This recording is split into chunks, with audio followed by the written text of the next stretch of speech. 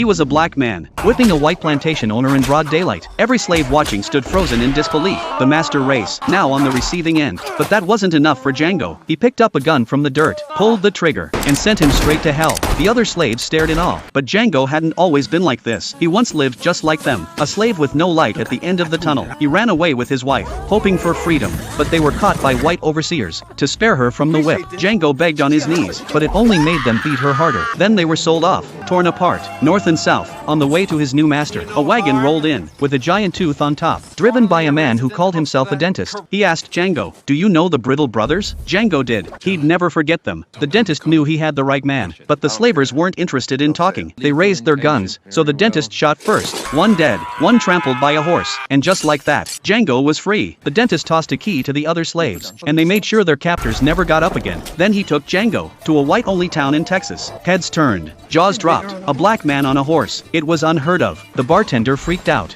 ran to call the law, but the dentist was cool as ice. The sheriff came in, saw them, walked them back out to the street, wanted to show off in front of the whole town. And show your ass. But that's when the real law showed up. Dozens of men surrounded the bar. The dentist stepped out, holding a wanted poster. Everything was going exactly as planned.